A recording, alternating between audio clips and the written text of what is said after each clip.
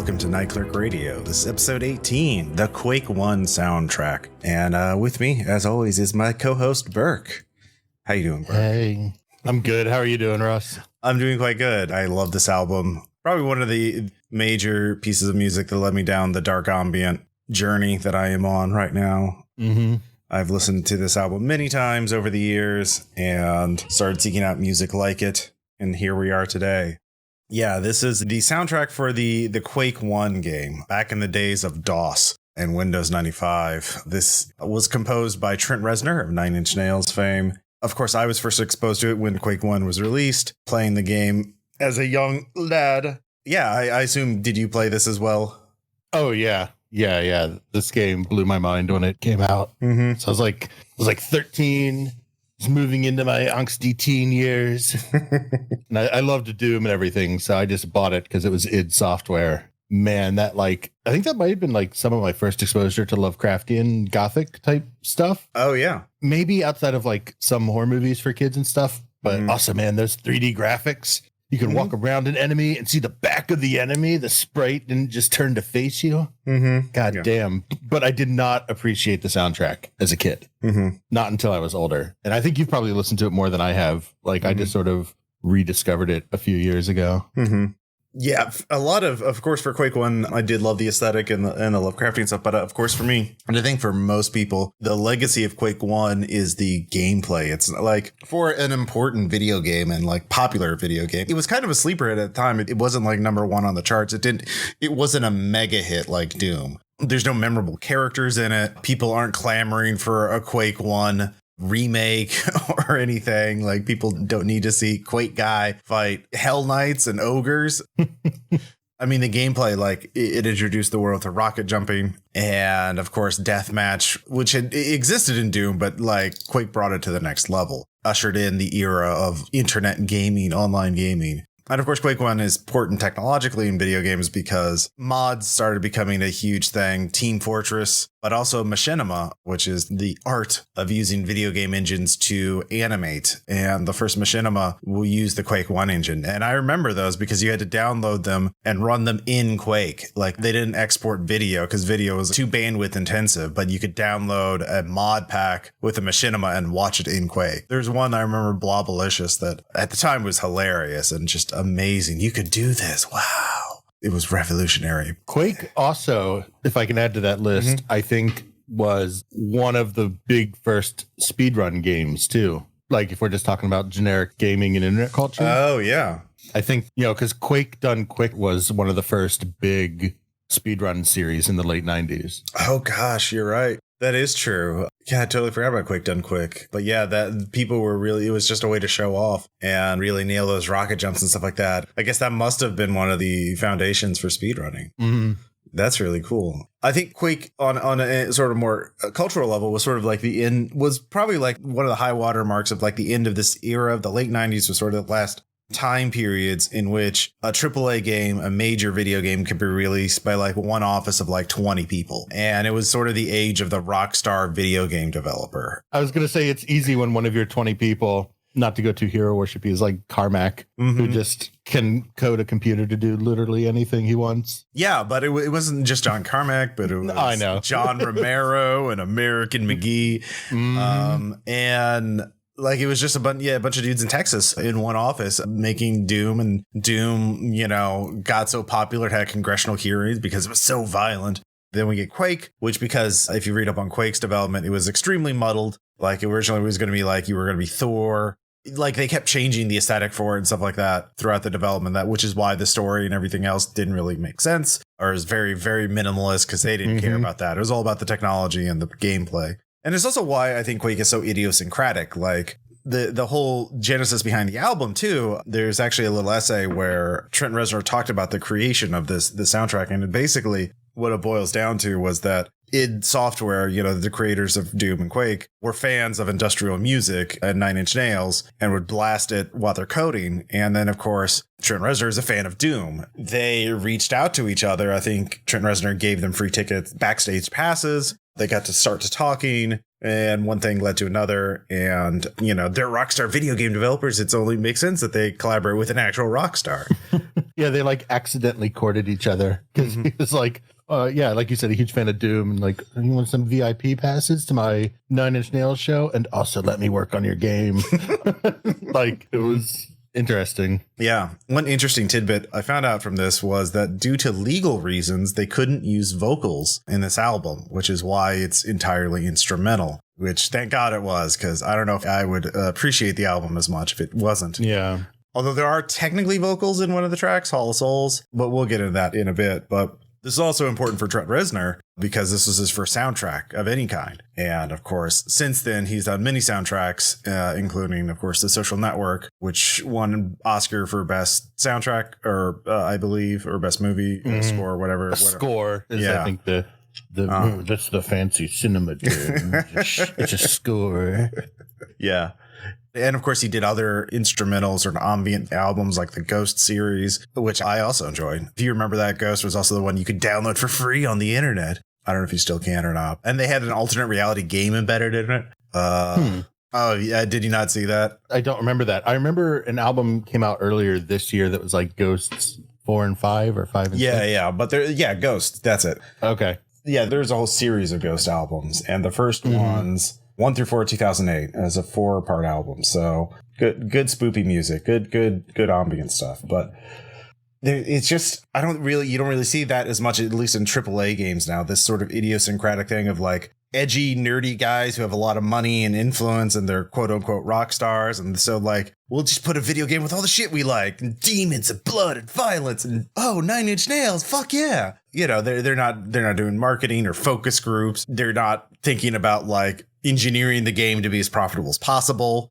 Or, you know, they probably weren't thinking about the Quake franchise and what's the Quake brand. Mm-hmm. Yeah. What are we going to do with this Quake IP now that we have it? I mean, they made a bunch of sequels, which I'm glad because I loved Quake 3, but just a different approach. Yeah, exactly. We need to make our characters likable and like we need to have side characters and, you know, bosses and stuff like that. Like, yeah, they just like, let's make a fucking video game. We'll sell a shitload. I don't give a shit. Quake 2 like has nothing to do with Quake 1. Like they've never touched Quake 1 setting again. They're just like, that was a mistake. But it wasn't. Like Quake 1 is so weird and unique, but like it's still really fun because it's this weird like science fiction Stargate, but also there's fucked up Lovecraftian demons and shit and medieval stuff. With the soundtrack, it's extremely creepy and weird. It's very grungy. It's very industrial compared to a lot of video games in the 90s. It's very sort of minimalist in a lot of ways. Like, you know, it's obviously very, very muted color palettes and sounds. Like consoles dominated video games in the 90s. Like PC games exist, but like it wasn't really, I think, until Half-Life 1, which was 2 years later, that we start seeing like the AAA FPS, you know, that's basically ripping off movies or trying to structure it like you're playing through a movie. Yeah.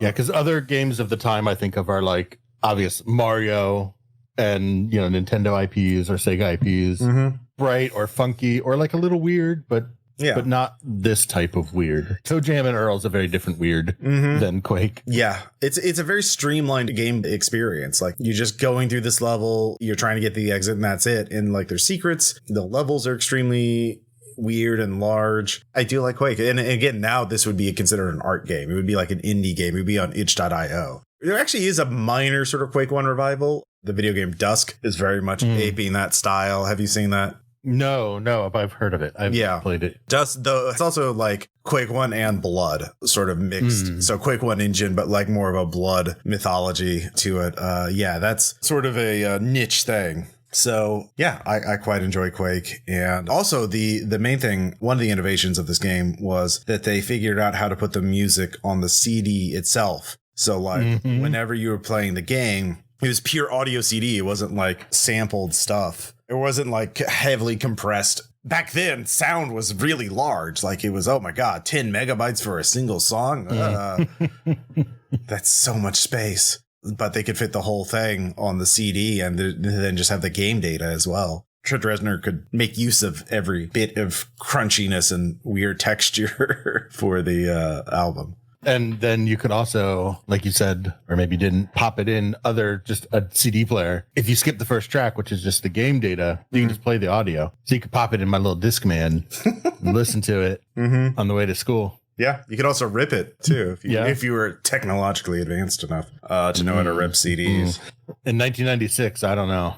Yeah, I don't know. So Quake 1, the soundtrack was never given an official release. So people just had to rip it and then listen to it or just play through the game. Or, of course, years later, people uploaded it to YouTube and stuff like that. 2 years ago, they announced a vinyl re-release of the soundtrack. And so now it has an official release, which I think is coming out this year. It still hasn't shipped yet, but it should be shipping soon. It's like a $40 vinyl. If I had a record player, I would get it. But that's $40 for the album, then however much for a record player. That's a lot to listen to just one album. So another interesting thing about the soundtrack and the mid to late 90s in general is other soundtracks are also really maturing. So I think it's interesting. This is the same year as the Resident Evil soundtrack, which we talked about with Bridget, which is also like an awesome, moody, dark ambient soundtrack. So I think the 90s are interesting in that, in addition to being able to put the music on the CD so you can have massive, in air quote, files, that technology was just really maturing in a way across a lot of video games, which I thought was sort of interesting.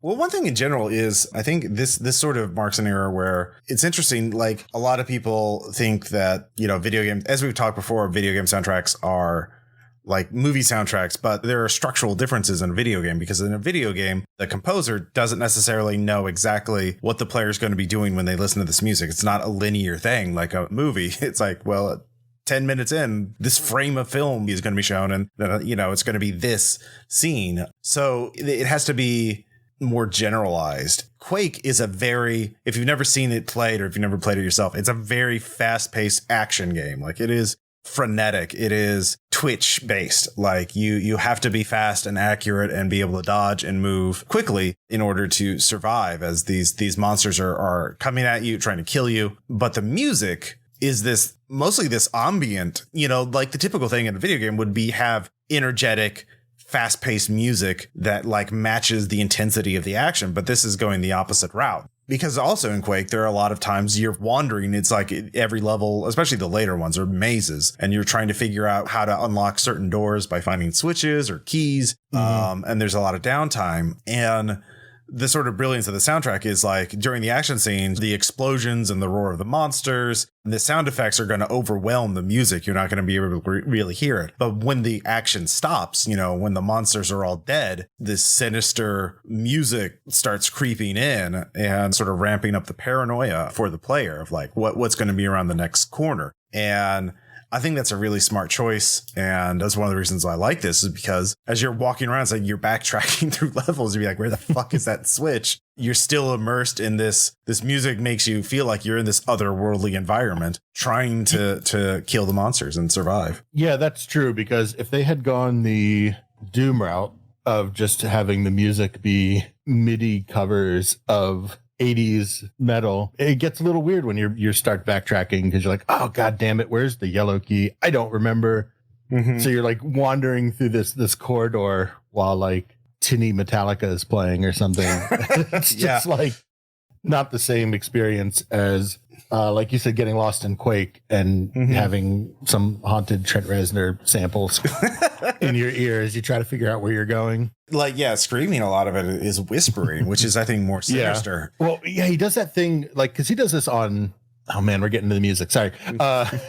We can talk about it more specifically, but some tracks, he does that screaming, and it's like, he's also done that on just Nine Inch Nails albums from kind of the same period, where he's like screaming, but the level's brought way down and it's kind of like stretched out. So it's like this haunted, distant screaming, not like literally screaming in your ears. It's like this, like this breathy scream in the distance. Yeah. Ugh.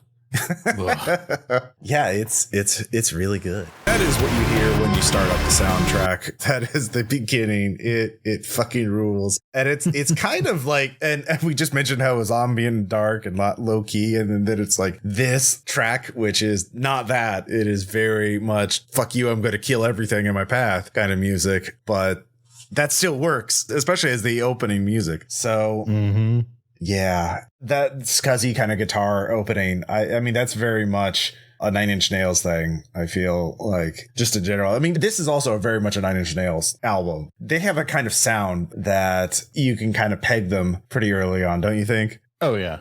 Then, of course, there are these industrial sounds. And by industrial, I mean literally industrial. The sounds of machines, which is a reoccurring motif on this album. I wish we had more detailed like notes of like what Trent did to create this album, what kind of sounds he sampled. But I quite like the Quake theme. That's what this track is called. It is the Quake theme. Yeah, we have actual track names now, which I guess is kind of an interesting little historical thing about this album. When the tracks were just buried on the CD, no one knew what they were called. I think it's really appropriate as a theme, not just because it's catchy and it hits you right as you open the menu and you hear that awesome grimy guitar, but it really establishes a lot of motifs that appear throughout the album. The rhythmic aspect of the guitar, that da-da-dun, da-da-dun, da-dun, da, yeah, like that sort of effect, you hear that a lot. So like in the next song, Aftermath, you hear it again, but just a single note on a synth. It's just dee-dee-dee-dee-dee-dee-dee. So that sort of repeats. And then, like you said, all this machinery, this like literal industrial stuff, which then mixes with throughout the tracks, like organic sounds. Like there's this weird push-pull of things that feel organic and things that feel mechanic. This is also where the screams are coming in too. Like like you hear those processed screams. This track does remind me a bit of the Downward Spiral. So yes, I think because of that. It's a very good track, yeah. And again, this is the one people would associate with Quake because, like, when you start the game, this is the music playing. So the layering of textures you get through this song and this album, it's so good. It's so good. Like every song, even the ones that are long, because there are a couple songs that are 8-ish minutes, I think, they end up just having so much going on. So you mentioned Hall of Souls, which is, I think, kind of the first really long track. It's like 8 and change. I feel like maybe I'm forgetting part of it, but what's interesting is that there's not a lot of rhythmic structure. There's a little bit. There's just this repeated pulse, which is what I think of as like organic, because I think of repetition as feeling organic. But it builds and it builds and it builds and it builds tension. But there's like no release. It feels like going insane. Like there's more and more scratching synths. There's more and more of these whispering voices, or those, we'll call them downward spiral screams. I don't know what else to say. And it's like this growing and growing unsettledness, but it never like resolves into something else. You know, we talk about in dark ambient, there's like this push and pull between tension and release. And this is just all tension. There's like no push and pull. That's a really good way of putting it. I mean, like, yeah, this sort of pulsing bass line, it's like a heartbeat, and it's very explicit in some of the later tracks. But like, yeah, I didn't really thought about that. Like there's this build up, but no catharsis. There's no release. It's just, all right, moving on. Which again, like in this video game, you never really have that. Like, you know, there is a bad guy that you kill, but like they're kind of like, yeah, all right, I guess we have to have that. So, and I think that's not just per song, but also the whole album, because not to get too ahead in the discussion, you know, we'll work through the album, but this building of tension is across the whole album. There's no song that's like, here's a break song. So we talked about in the Bridget episode, you know, the save game music of like, here's a nice, peaceful, relaxing thing because you're in this safe space, and here's a typewriter ribbon, save your progress. Quake has like none of that, and the soundtrack has none of that. And when I got to the end, there's not even like a heroic, like, oh, you won, here's some either like reprise of the theme song into there's no some sort of outro. It's just this grinding, organic, biomechanical synth tension texture, like all the way to the end for the whole hour.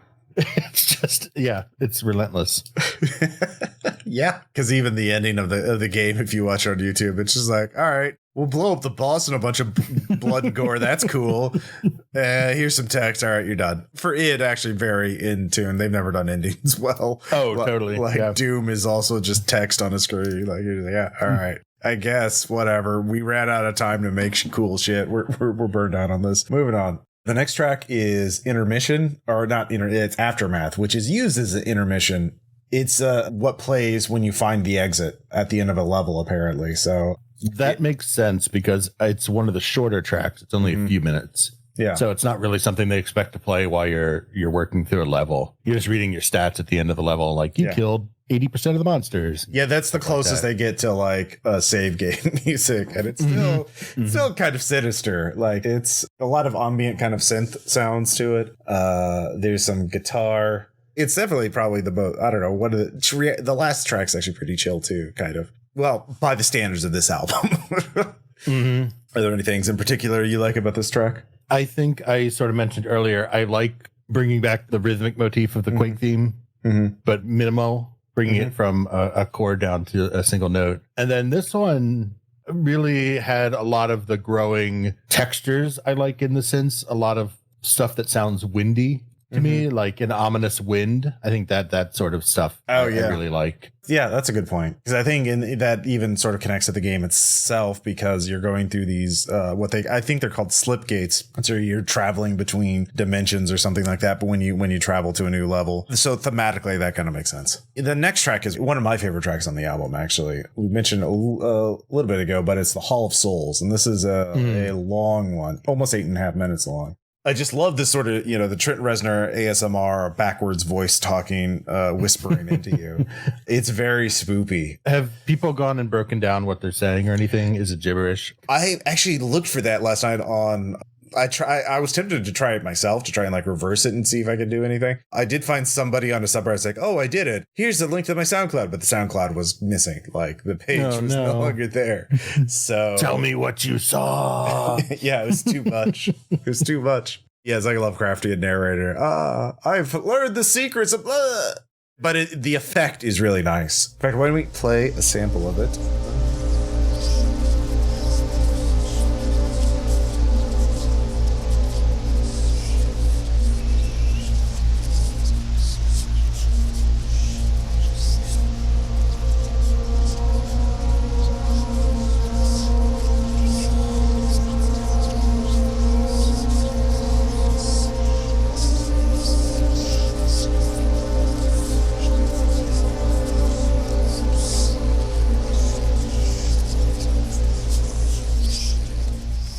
The voices are very prominent. This is what I remember. I don't know. Is there anything else for you? No, I think I got a little bit ahead of myself earlier talking about what I like about this track, which is being the first to really, really over a long period of time, just build this constant tension. I'll say the same stuff I said about others. Textures are awesome. The chorusy, grimy synth, and like you said, the whispering and the screaming, it all works. The next track is unfortunately titled, but it was the 90s. It is Raped. And this is I mean, it's fine. It's sort of these loops that kind of fade in and out. And yeah, so this is one track that the only thing I really want to say about it, and I don't really have much else to add, is that I do think that there's a strong pulsing effect that reminds me a lot of breathing. I thought, because there's this deep almost inhale and then like a pause and then a mechanical exhale, and it's a very like soulless monstrous breathing, but it still feels like that set against all the other noisy loops and stuff going on is still pretty effective. The breathing / heartbeat kind of pulse is very strong in this album, and like you're almost entering in the belly of the beast, like you're entering into like the entire level itself is a monster. The next track, I quite enjoy that, Parallel Dimensions. By the way, so from the rest of these tracks are just associated with different levels in the game, and like there's way more levels than tracks, so they kind of repeat them. So we're not gonna like mention what goes to what level. I like this one. I like the sort of, there's this kind of warblingness to the synth lines, which gives it kind of like this dissonant feeling to it. Like things are breaking down, things are chaotic. It's also, this is one of the longer tracks. It's like 7 minutes long, over 7 minutes long. Yeah. There's also like this fan sound in it, like a rotating fan or something.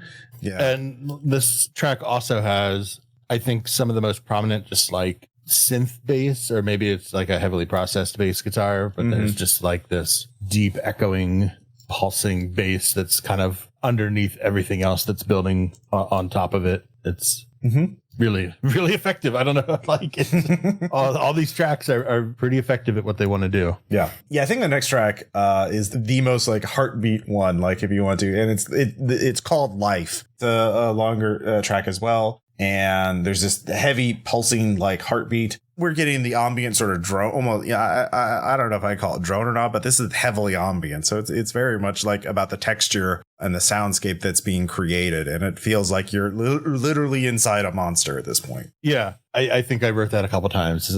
Like I would almost want to replay the game because it's been so long. Mm-hmm. Now that I'm aware of the soundtrack a little bit more and see where some of the stuff fits in, because this one, between the heartbeat, the like breathing winds, this is where I think all of those organic themes come back around and all pile together into one track. So where that shows up in the game, what you're fighting at the time, which like set of levels you're on, I think is really interesting. After these discussions, I always love to consume the media again that it's associated with. Because like I watched Twin Peaks after we did the Twin Peaks, and like you hear all that, and it's like, oh. So I kind of want to do that again with Quake. I would be now Quake. There, like we mentioned, there's an end boss, but that's to kill the end boss. It's like it's a gimmick. It's a puzzle, but there's actually a boss before then. There's only two real bosses in the video because first person shooters, especially in the 90s, did not know how to do bosses. But I would be very surprised if this track was not used for that first boss. That would make sense, wouldn't it? Like you can hear the heartbeat of this massive monster that you have to kill. And that would be my guess for this track. But moving on, the next track is Damnation. There's kind of like some bug kind of sounds in it, like insectile, would you say? I don't know. Maybe I was imagining that. I would have to re-listen with that in my mind. So insectile in like a skittering, glittering kind of creepy crawly bugs. Like in The Mummy when the scarabs are like clicking against the tile and stuff.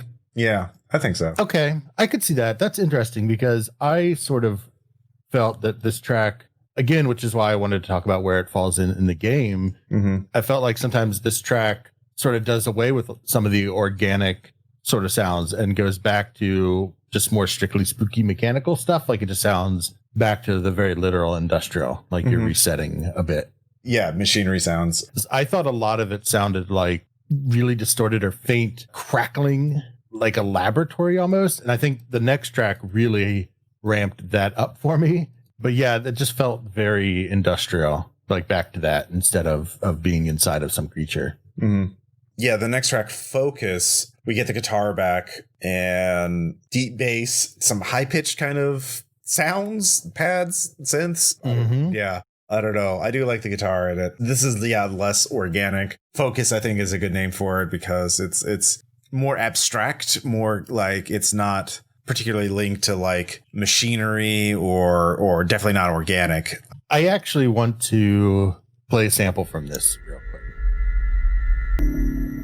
That little bit was the kind of most striking part to me about Focus, which is this humming and almost like alien beeping. Like I felt like I was on the bridge of an alien spaceship. That was the phrase that I used to describe that there's just something in that sound effect and that sound design sounded like some weird alien sensor sweep or like beeping, and I just phasing in and out. I don't know why. It just really made me feel like I was on the bridge of an alien spaceship, like I'd been abducted or something. It just has that sort of sound feel to me for whatever reason. So that's why I wanted to play it so people can be like, no, you're dumb. It's just this. Well, yeah, I mean, Quake does have this sci-fi like it's a mix of everything these dudes thought was cool at the time, like it's a thematic smorgasbord. Yeah. I'll say. Yeah. Again, in the era of like endless DLC and microtransactions and focus grouped everything to death and like here's our generic protagonist who looks like all the others. Ranger. Yeah. Jack Ranger. Also voiced by Trent Reznor. I guess those are his grunts or whatever. Yeah. Yeah, the next one is called Falling, which I think is sort of appropriate. It's just dominated by this one sort of freaky little synth. I don't know. Yeah. It's more one of the more consistent songs. Like ambient music is about the texture. It's about the soundscape. It's the, you're not listening to this because you want normal music. You want this to put yourself in a different state of place. So for me, a lot of the Quake soundtracks, the first couple tracks really dominate because a lot of times, probably because I would get stuck in the earlier levels of the game. I'm guessing that some of the and so I would listen to like Hall of Souls over and over again because I get stuck in levels playing that. But some of these other tracks I didn't hear as much, or maybe they weren't used as many levels. Maybe. Yeah, I guess Falling was only used in 2, according to the 9 Inch Nails wiki, which has a wonderful entry on this. Yeah, so Falling and the track after it, The Reaction, I'm just bringing up because they felt very similar to me. Like if they were one long track pressed together, I would also totally buy that. To me, I don't know if it's because I was getting towards the end of the album on every listen, but they felt the most drone because they are, I feel like they're much more minimalist than the other tracks. Minimalist is maybe still not the right word, because if you really focus and try to pick out different parts of the production, there's a lot going on. But I think this is the one that all those elements are working together in a different way. They're not purposefully trying to fight each other to create tension. There's just kind of this last 10 minutes of the album are kind of just this drone-ish effect, which I don't have good words for. But that's just what I remember. I just remember like the last like 8 minutes of this album just really felt like they mellow out, maybe. Yeah. Just some of the more extreme textures fade away. Yeah. I wouldn't be surprised if they use this at the end of the game. I'm not sure though. Yeah, this is what I mean by like when I was talking about how early it gets a little more chill at the end, or like what is chill by the standards of the Quake 1 soundtrack, and I guess relatively chill, we'll say. Yeah, relatively chill. It's drone. Like it's not like you don't hear the meat sounds anymore, or at least as much, like you should be grateful for that. Yeah, it's a good way to wind down, I guess. But yeah, I like this whole album. So this is definitely something we're checking out. So I think the album is interesting. I sort of thought both as an innovative soundtrack kind of in the history of video game soundtracks, which we talked about earlier, just the way that it really reinforces the atmosphere and the intent of the game. I think the soundtrack also benefits in the context of the game from having the sound design of the game also done by the same person. So there's actually like a real almost blurred line between what is like the sound design and what is the soundtrack. I mean, I guess not, because there's actual literal audio CD and now vinyl pressing. But I think in terms of consuming the media of the game, that all pulls together because it's all the same person working on it. But also just as a standalone piece of drone or ambient, it's worth checking out. Like, I don't think I'd like chill on my couch and listen to it, but if you wanted to put it on during a game or which I actually writing in the days before RPPR, I've actually used this in games. That's awesome. Now that I think about it, I'd just forgotten. Yeah, no, I was like, oh yeah, I did that. I was running like a Call of Cthulhu game. Yeah, that makes sense because it's an absolute masterclass of how to sonically induce dread. Yeah, I guess. I don't know. Like, it just feels like someone took a nice album and hit it with a belt sander. That's what I say. I mean, I don't know if, like, would there be a cryo chamber without this album? Like, would there have been and by that I mean like cryo chamber obviously has a very pretty like supportive fan base. Would that fan base exist of listeners if this had not like put the seed in countless youngsters like us, at the time, like, ooh, this creepy weird ass music is cool. And then like when you hear it 10 years later, when you hear Cryo Chamber on YouTube or whatever, or Bandcamp, you're like, oh my God, I'm not sure why this awoke something in me. I need to listen to more of this. So Quake 1 is not a dominant cultural thing in video games, but its influence is subtle and insidious. I think the soundtrack is certainly part of it. And that's interesting. Yeah. As a random aside, did we even mention that the 9 Inch Nails logo was in the game as like the it's on the ammo boxes for the nail gun? So I get it. Yep. They mentioned that in the little mini essay, which we'll link, talking about how they had to make sure that legally that would work. So it's just this weird side project that Trent Reznor did because he was a fan of a video game, and it turned out to be a really great fucking album. So if you like creepy, weird ambient music, and if you haven't listened to this, definitely give it a couple listens, because you can just go find it on, honestly, YouTube. There's like a bunch of uploads of it, but there's also the vinyl now. if you want to support the soundtrack. Yeah, the only way you can buy it digitally, I think right now, is buying Quake 1, but and then just rip it or pull it from the game files. But I don't think anybody is going to care if you download it or stream it on YouTube, or I don't know if it's on Spotify, but it's definitely a classic of dark ambient. I think one of the foundational albums.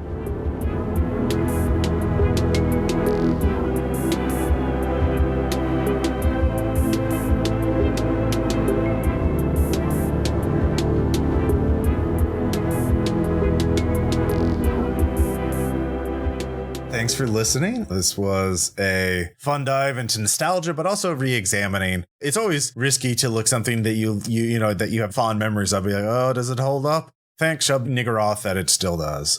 Thank the dark gods. So in our next episode, we are going to be talking about another influential cultural phenomenon and how it affected music later on. But this time, we're not looking at dark ambient, we're looking at vaporwave. And the cultural phenomenon is, of course, none other than the Weather Channel. Yeah. It affected the music and the aesthetics of vaporwave quite a bit.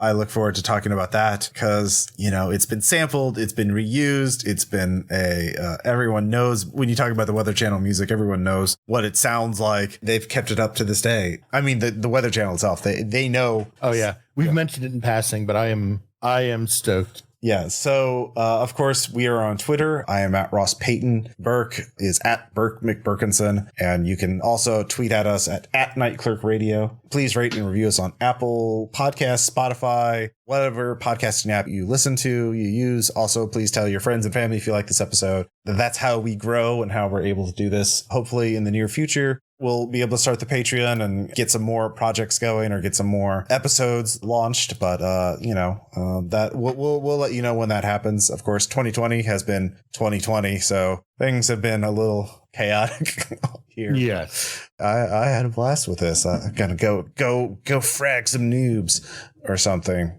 Do it.